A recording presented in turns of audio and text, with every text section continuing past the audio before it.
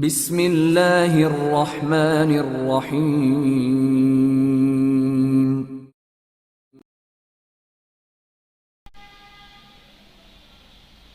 Golden send Imran series, مصنف مظہر کلیم M اے۔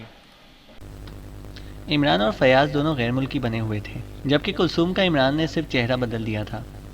اس طرح وہ بھی غیر ملکی نظر آنے لگ گئی تھی، اور وہ تینوں ایک بڑی سی جیپ میں بیٹھے صحرا میں سفر کر رہے تھے۔ عمران نے سمارا کی اس پٹی کو خود چیک کرنے کا فیصلہ کیا تھا، تاکہ یہ معلوم کیا جا سکے کہ کیا اسرائیلی ایجنٹ وہاں کام کر رہے ہیں یا نہیں، کیونکہ پروفیسر طوبہ کے ساتھ گفتگو کے دوران جب اسے معلوم ہوا کہ اسرائیل کے پاس سالڈ اسٹیٹ نیوکلیئر ڈیٹیکٹر، جنہیں عرف عام میں ایس ڈیٹیکٹر کہا جاتا ہے، موجود ہیں، تو اس نے فوری طور پر سمارا جانے کا فیصلہ کر لیا۔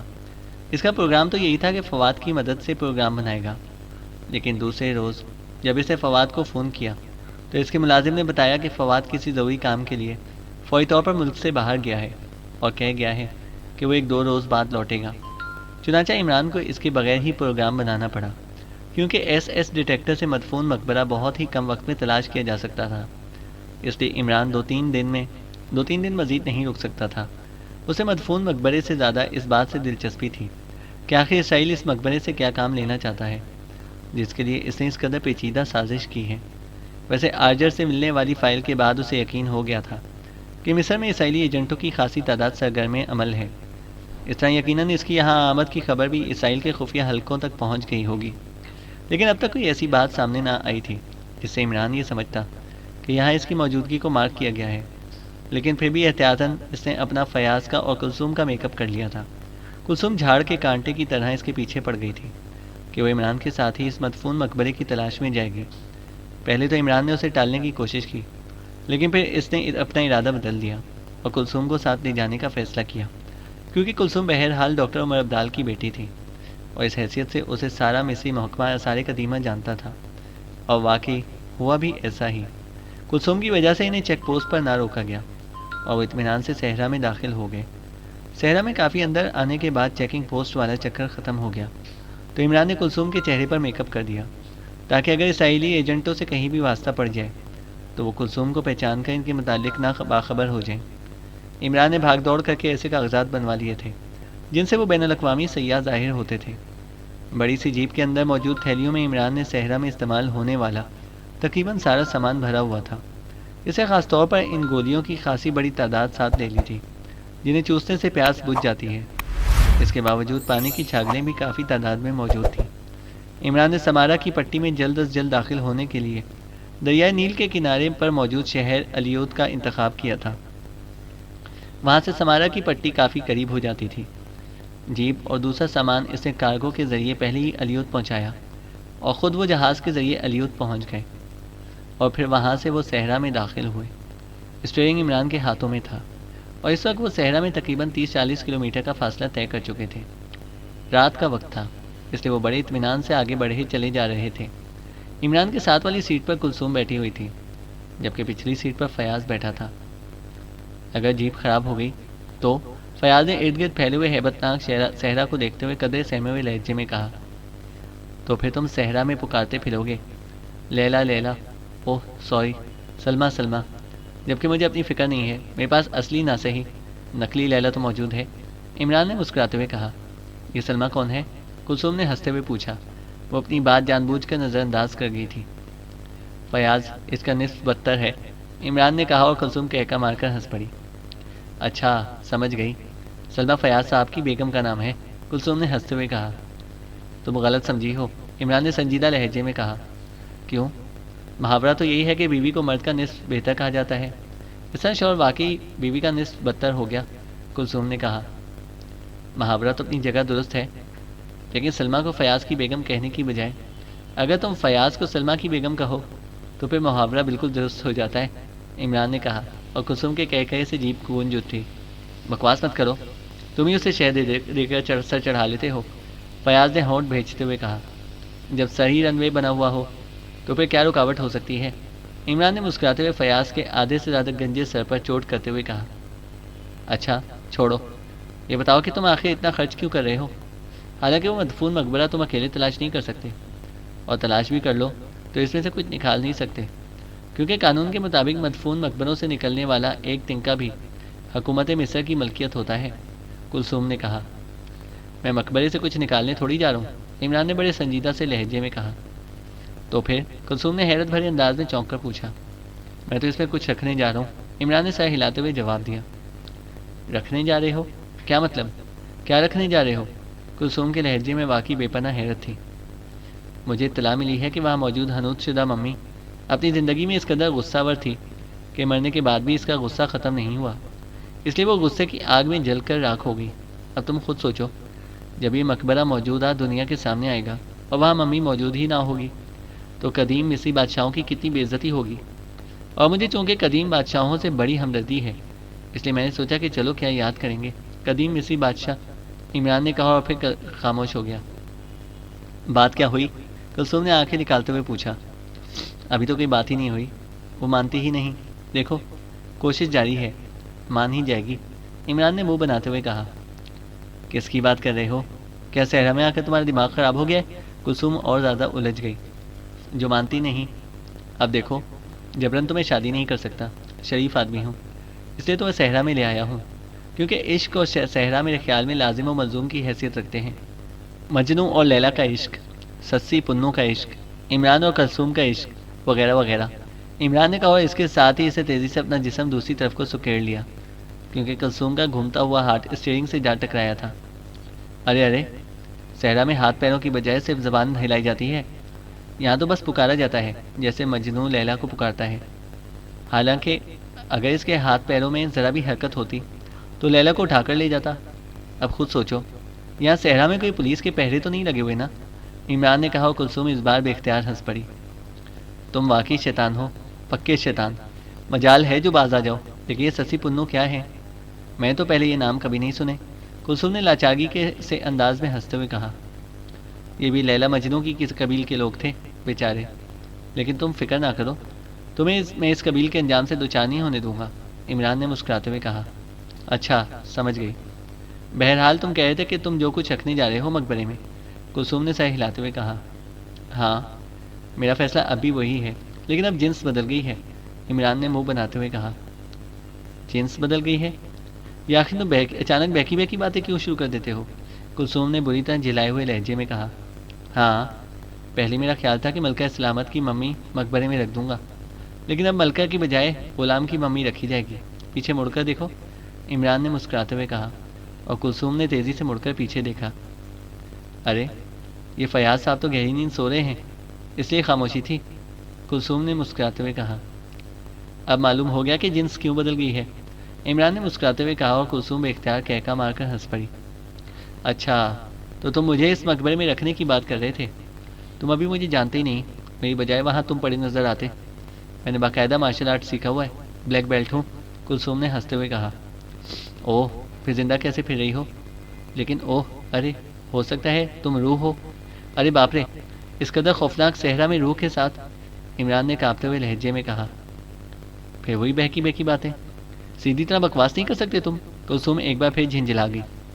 کمال ہے، بلیک بیلٹ کے بعد تو کوئی زندہ بچ ہی نہیں سکتا، سنیں ڈاکٹر اس وقت بلیک بیلٹ سے علیحدہ کرتے ہیں جب جسم تڑپ تڑپ کر ٹھنڈا پڑ جاتا ہے، عمران نے منہ بناتے ہوئے کہا۔ اچھا، تو تمہارا مطلب بلیک بیلٹ سے پھانسی کا پھندا تھا، کلثوم نے اس طرح طویل سانس لیتے ہوئے کہا جیسے اس نے بڑی مشکل سے کسی دلدل میں سے نایاب موتی تلاش کر لیا ہو۔ تو اور کیا، بلیک وارنٹ، بلیک بیلٹ، یہ سب اسی کام تو آتی ہیں، عمران نے کہا۔ میں مارشل آرٹ کی بلیک بیلٹ کی بات کر رہی ہوں، کلثوم نے ہونٹ بھینچتے ہوئے کہا۔ مارشل لا ہو یا سول لا، بلیک تو بلیک ہی ہوتا ہے، عمران نے سر ہلاتے ہوئے کہا، اور کلثوم ایک بار پھر اس طرح ہنسی جیسے مجبوراً ہنس رہی ہو۔ جھنجھلاہٹ کے بعد جب اسے خیال آ جاتا کہ عمران سے باتوں میں جیتنا ممکن نہیں، وہ لاچارگی سے ہنس پڑتی، ظاہر ہے کہ اس کے سوا اور کچھ کر بھی نہیں کہہ سکتی تھی۔ اور پھر اس سے پہلے کہ مزید کوئی بات ہوتی، اچانک سامنے صحرا کے اونچے ٹیلے کے پیچھے سے سرخ رنگ کا ایک بڑا سا ہیلی کاپٹر نمودار ہوا، اور پھر وہ جیپ کے اوپر اس طرح منڈلانے لگا جیسے اسے رکنے کا اشارہ کر رہا ہو۔ ہیلی کاپٹر پر صحرائی چیکنگ پولیس ابابا کا مخصوص نشان موجود تھا، اور عمران نے ایک طویل سانس لیتے ہوئے جیپ روک دی۔ لو بھائی، آ گئی ہے بڑے بابا کی اولاد ابابا، عمران نے ایک طویل سانس لیتے ہوئے جیپ کو روکتے ہوئے کہا۔ اس کی جیپ رکتے ہی جیپ سے کچھ فاصلے پر ہیلی کاپٹر ریت پر اتر گیا اور پھر دو باوردی مصری نوجوان ہاتھوں میں مشین گنیں اٹھائے نیچے اترے اور انتہائی محتاط انداز میں جیپ کی طرف بڑھے۔ ایک مصری تو ایک طرف رک گیا جبکہ دوسرا جیپ کے قریب آ گیا۔ جی فرمائیے، کیا میگزین ختم ہو گیا ہے آپ کی گنوں کا؟ لیکن سوری، ہم تو سیاح ہیں، ہمارے پاس تصویروں والا میگزین تو ہو سکتا ہے، یہ گنوں والا نہیں۔ ویسے ایک بات ہے، تم وہ تصویریں دیکھ لو تو تمہیں یہ گنیں بھول جائیں گی۔ بڑا خوفناک اسلحہ ہے یہ وہ بھی، بغیر آواز نکالے دیکھنے والے کو ڈھیر کر دیتا ہے۔ دکھاؤں؟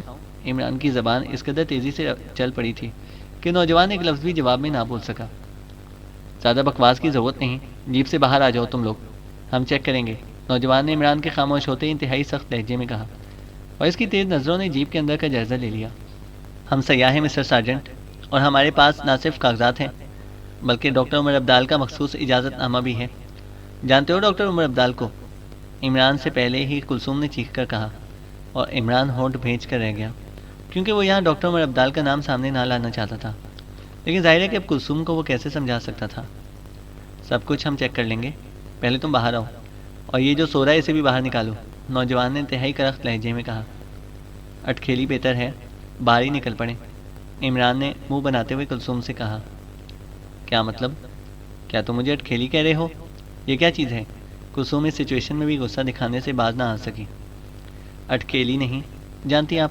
حیرت ہے، انتہائی مفرور حسینہ کو کہتے ہیں۔ وہ ایک شاعر نے کہا ہے کہ ہماری جان پر بنی ہوئی ہے، اور تمہیں اٹکیلیاں سوچ رہی ہیں؟ اٹکیلیاں اٹکیلی کی جمع ہوتی ہے، اور شاعر کی کمبختی کے ایک تو مانتی نہیں، اسے اتنی ساری اٹکیلیاں اکٹھی کر لیں۔ عمران نے باقاعدہ بحث کرتے ہوئے کہا۔ تم باہر آتے ہو یا پھر؟ نوجوان نے اس بار غصے سے چیختے ہوئے کہا۔ یا پھر میں اٹکیلیاں شروع کر دوں، یہی کہنا چاہتے ہو نا تم؟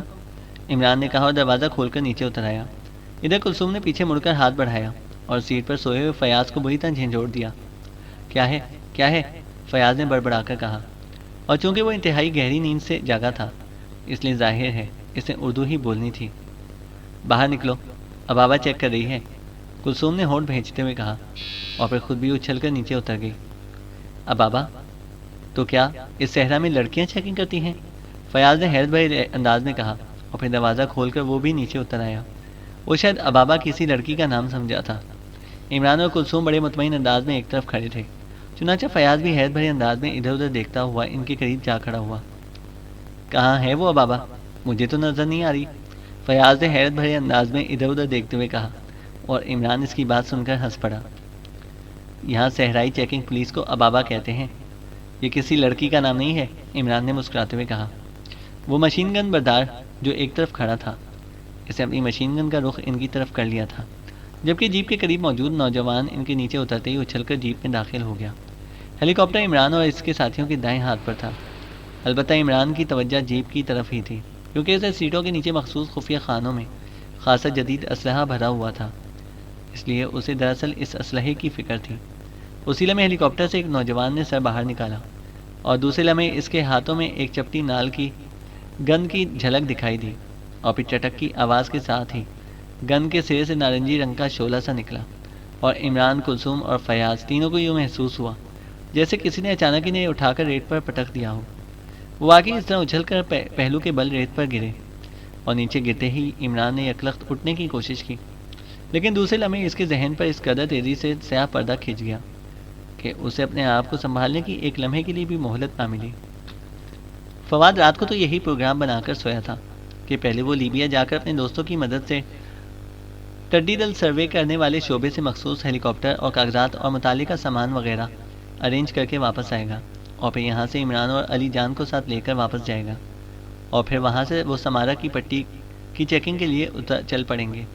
لیکن صبح جب اس نے پہلے فون پر لیبیا میں اپنے ایک دوست کو فون کیا تاکہ اس سلسلے میں وہ کوئی پیشگی انتظامات کر سکے، تو اس کے دوست نے سارا ہی مسئلہ حل کر دیا۔ اسے بتایا کہ ایک ہیلی کاپٹر کل صبح مشن پر جا رہا ہے، لیکن اس میں صرف 2 آدمیوں کی گنجائش نکل سکتی ہے۔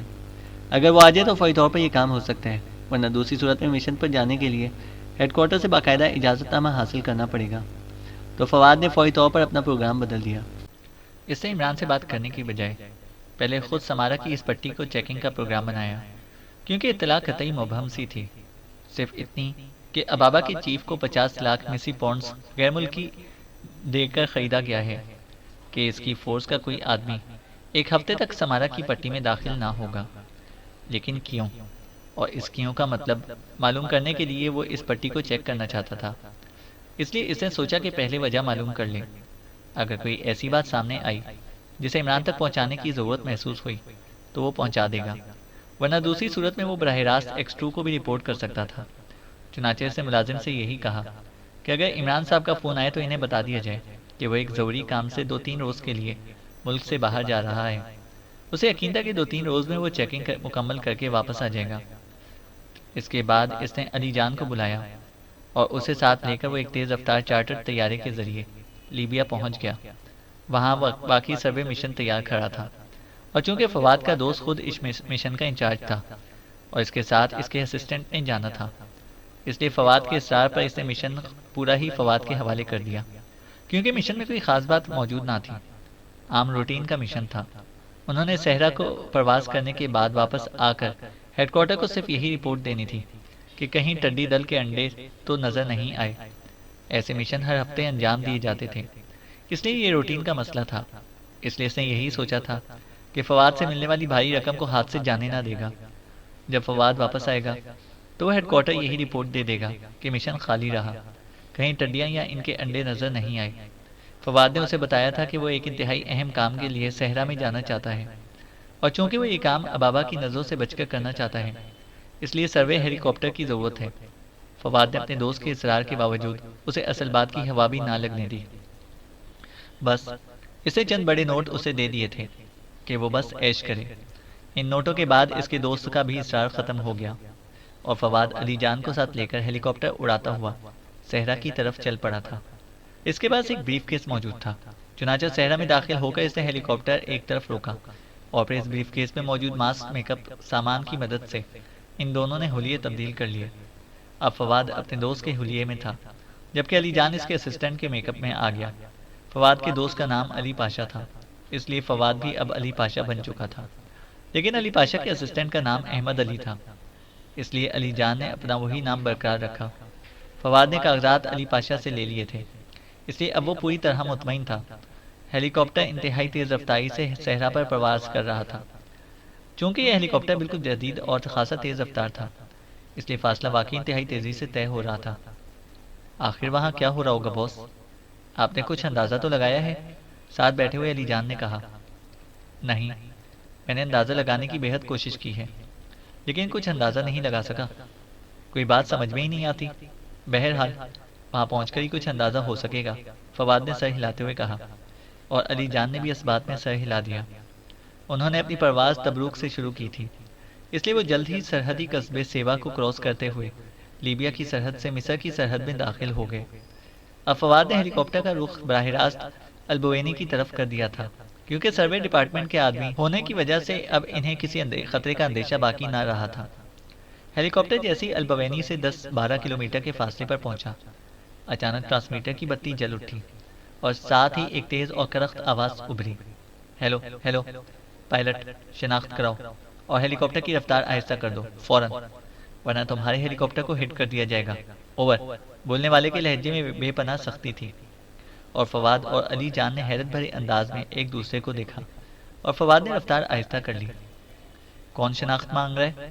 تمہیں ہیلی کاپٹر پر سروے ڈپارٹمنٹ کا مونوگرام نظر نہیں آ رہا؟ اوور، فواد نے انتہائی سخت لہجے میں جواب دیتے ہوئے کہا۔ ابابا، سیکنڈ چیف کمال بول رہا ہوں، رفتار اور آہستہ کر لو، اوور، دوسری طرف سے بولنے والے نے تیز لہجے میں کہا، اور فواد اور علی جان دونوں اس کی بات سن کر بری طرح چونک پڑے، کیونکہ ابابا کو روکنے کے لیے تو ان غیر ملکیوں نے ابابا کے چیف کو اتنی بھاری رقم ادا کی تھی، اور ابابا کے نہ صرف آدمی وہاں موجود تھے بلکہ ان کا سیکنڈ چیف بھی موجود تھا۔ بات کچھ اور الجھ گئی تھی، اس لیے فواد نے رفتار اور بھی آہستہ کر لی۔ اب ہیلی کاپٹر انتہائی دھیمی رفتار سے چل رہا تھا۔